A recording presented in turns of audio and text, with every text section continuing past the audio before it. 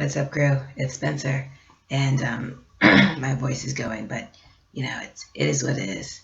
I just wanted to say that I already did a video of my coming out story on my personal channel, so I'm just gonna splice the two together, and I hope you enjoy. Just a little advice for those coming out. My biggest three would be to come out when you're ready. Be sure you have a safe place if things go south, and know that what you're doing is for you and for you only.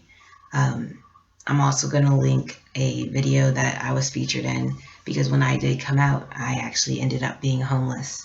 So in the descriptions below will be the video about the homeless thing, and here's my coming out story. It's Sunday, it's Spencer. I hope you guys had a phenomenal weekend and are gearing up for an even better week.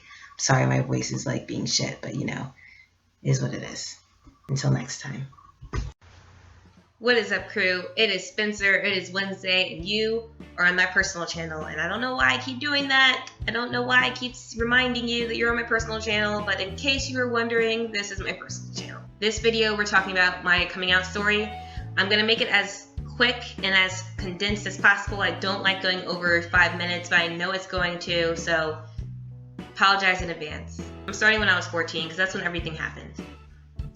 So, at 14 years old, I entered high school. I went to a public high school where my older brother, he's 2 years older, so he was a junior, was already there. My twin brother and I went as well. I was a part of the Gay Straight Alliance, the basketball team, and the marching band. Female athletes always have the stigma of being LGBT. Then being in the marching band, you have the stigma of being weird. And then being in the GSA, you have the stigma automatically of being LGBT, even though allies do attend, but whatever. So I was thankfully introduced to a very diverse group of people, and that was my friend group in my freshman year of high school.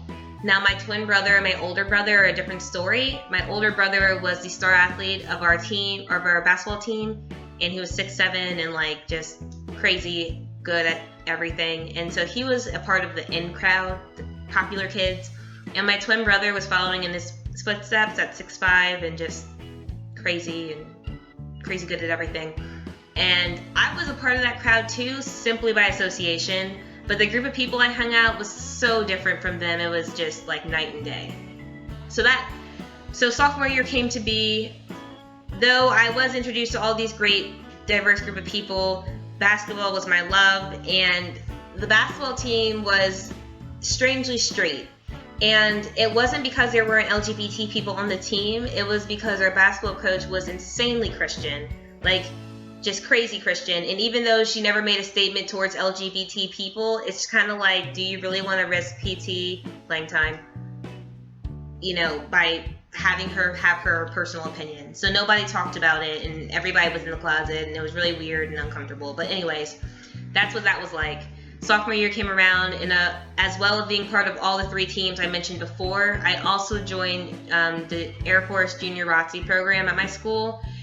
And then there's another stigma of military females being LGBT. So all this was going around, and people are just nosy, and I think it has to do with the fact that, my brothers were who they were, that people started talking, and basically my mom got wind of maybe I may be a part of that LGBT community. And my mom wasn't having it, so junior year, or into sophomore year, she transferred me to a small private Christian school. My school was so small. My graduating class was 22, and the entire upper school, so 9th through 12th, was 160. I was the only LGBT kid in the entire history of the school.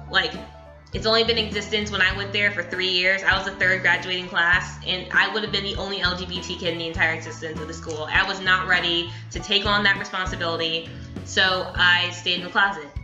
I was very conscious of being considered or being viewed as a straight cis female. I had a boyfriend throughout high school. We were on prom king and queen. I was on homecoming court twice. I tried to make myself fit this idea of normal because I didn't want anyone to question it. When I was a senior in high school, I decided that I actually wanted to join the military. the Air Force to be exact, and at that point, Don't Ask, Don't Tell was still in effect. So I made it even more of an issue to be considered cis, straight, female. After high school, 2009-2010, I joined the Air Force. I served for a little bit, and then I went to the Air Force Academy, which is in Colorado Springs, Colorado. And though Colorado is a very blue state, the Air Force Academy is excruciatingly red. And then, even then, Don't Ask, Don't Tell was still in effect. So now I feared getting dishonorably discharged for homosexual acts, which is a thing, which is nuts. But I feared that, so I stayed even deeper in the closet.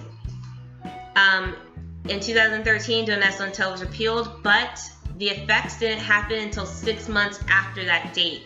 So it wasn't until I was 21, I'm 22 now, that I actually came out to people as a lesbian. My mom didn't take it well, my brothers didn't really care, my mom didn't take it well, other people didn't take it well, but life goes on.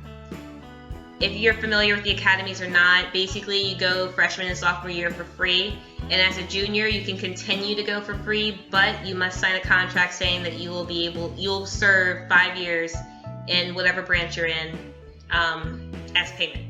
So my sophomore year, at the end of my sophomore year, I didn't sign a contract. I left and I went to a liberal arts school here in Atlanta, which was the best thing I've ever done, simply because that was when I met my first trans person and was introduced into the trans community.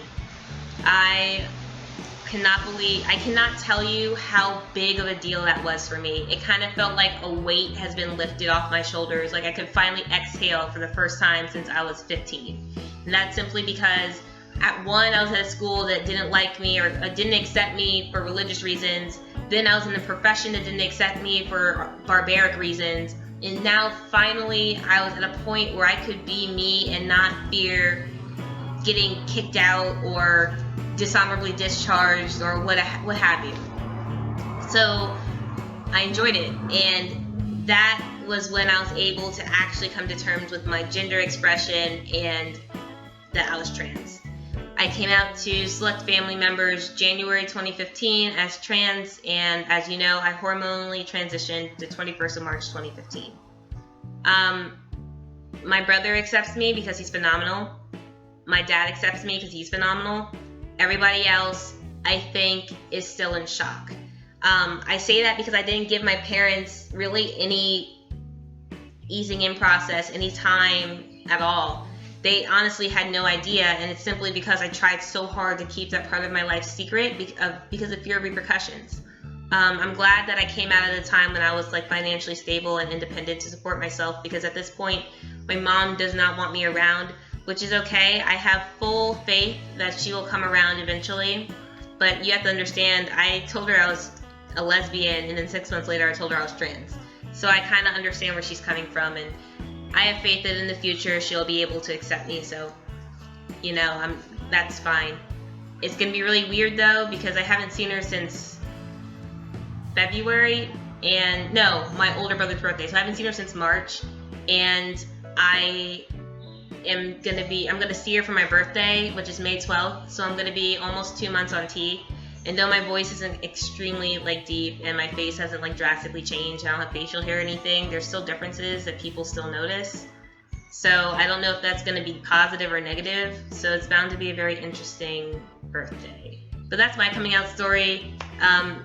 Leave in the comments below how you guys came out, or what your story was about, or if this helped at all. I did get asked a lot about it, so there you go. I don't really talk much about my family, just for personal choice, so this is probably all I'm going to really explain about them. They're decent people, though, I promise. If you want to hear more about my military experience, leave it in the comments below. I don't know if that's really important to you guys. I don't know if any of you guys are considering military stuff, but Air Force. It's Wednesday. It's Spencer.